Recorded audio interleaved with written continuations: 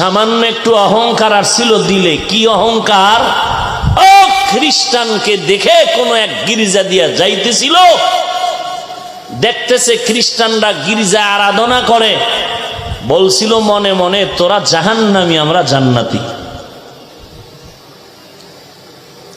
এই ভাবটা যখন আসলো, হঠাৎ করে তাকায়া দেখলো এই কলবের ভেতর থেকে একটা নূরের আলো বের হয়ে চলে গেল।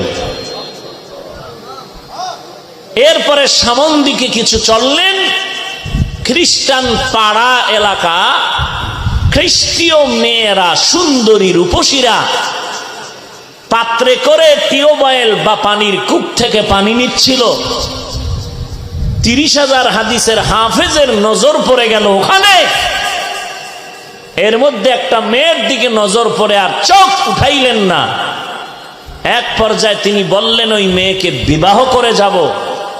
জুনায়েদ বাগদাদি, শায়েখ শিবলি সহ শত হাজার মুরিদ তার পার্শ্বে, কান্নার আওয়াজ, বলে তোমরা যাও। শেষ পর্যন্ত ওই মেয়েকে বিবাহের জন্য ওই আল্লাহর ওলি আবু আব্দুল্লাহ খ্রিস্টান মেয়ের বাড়ি গিয়া বাবার শর্ত মেনে নিল। বাবায় বলল আমার মেয়ে বিয়া করলে শর্ত মানতে হবে, মদিনার পোশাক ফালায়া দাও। কয় দিলাম। পাগড়ি ফালাইয়া দিল, পোশাক ফালাইয়া খ্রিস্টানদের শার্ট প্যান্ট ক্যাপ মাথায় দিল।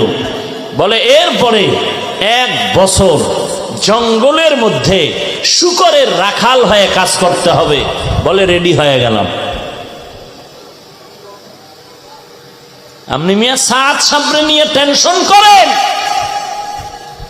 আর বাহাদুরি করেন। ভুল হতেই পারে, লাইনচ্যুত হয়ে যেতে পারে। শয়তান এখনো মরে নাই, ধোকায় পড়ে যেতে পারে।